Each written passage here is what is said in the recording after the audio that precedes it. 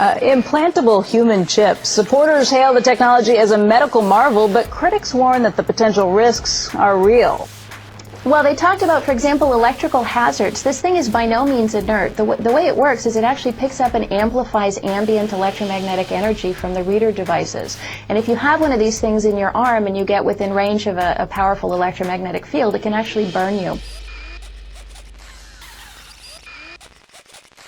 Oh, and by the way, it can kill you if you get out of line. A closer look at the who and the why behind this idea.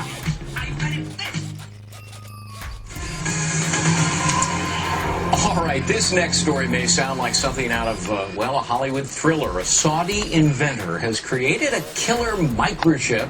It's designed to track terrorists and criminals and, well, you can think of somebody.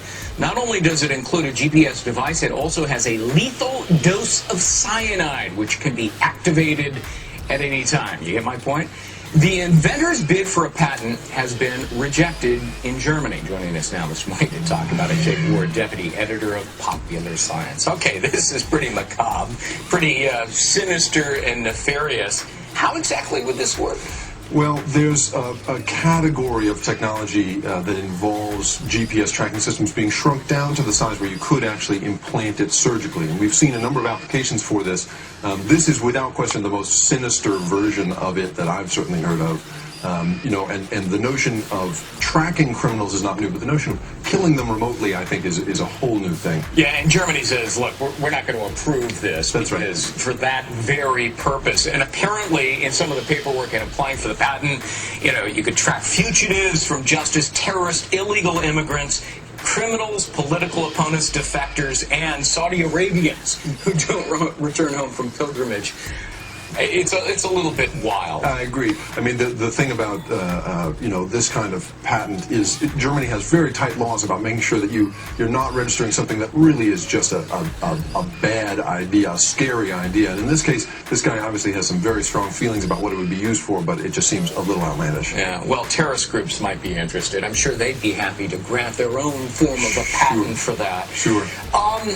The bigger world, though, of GPS, talk to us about how it's being used to, for example, track sex offenders. Sure. The Washington State Legislature right now is considering the possibility of registering perhaps 100 sex offenders with a GPS chip that's implanted in their shoulder because they found that a few of them have been wearing them on their wrists and then have cut them off, which just defeats the purpose. And so, but the larger world of this technology is actually pretty happy stuff. I mean, there is new technology for tracking Alzheimer's patients, you know, who may wander away.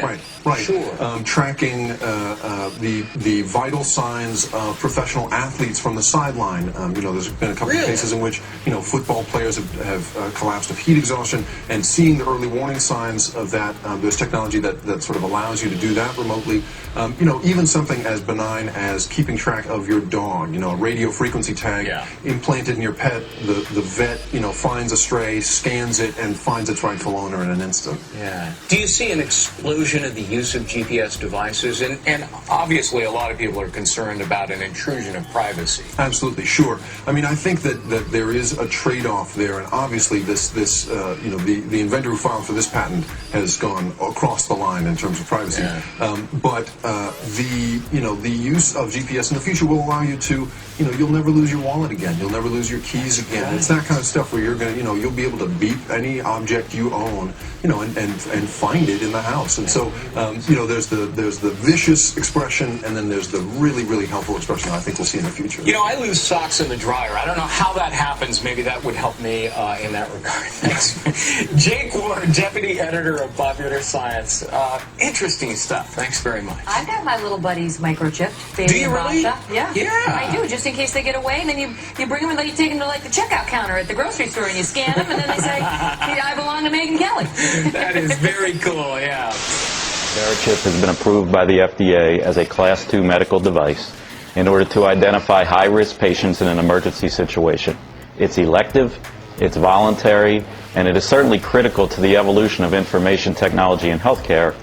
Oh, go ahead. You have one in your arm right now. That's correct. Where is it? It's in the upper right arm. It's a simple injection process, just like getting a shot of penicillin. Is it painful? Not at all. They numb the area slightly. You don't feel it. They put a Band-Aid on it. Within 2 days, you don't even know it's there. And can we, I don't know, did you get a good shot of this, Peter, the chip? I don't know how tight you can get on it, but these are small, and you've got a scanner with you right now. That's correct. Right? This is the passive scanner. The critics would say, and I listened to it, and I'm trying to figure it out, but they use the "they" word a lot. Is there a vast RFID conspiracy out there that is they would say this is a slippery slope. This is the first thing. This is where you lull us into a false sense of security. We all get these things.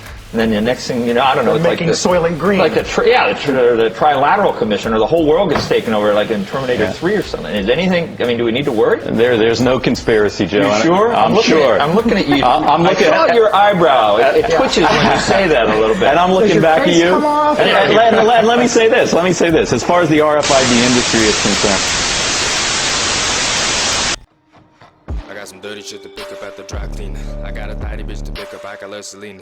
Shawty hop up in the whip, but I ain't never seen it. Shawty love the way I whip it in a two-seater.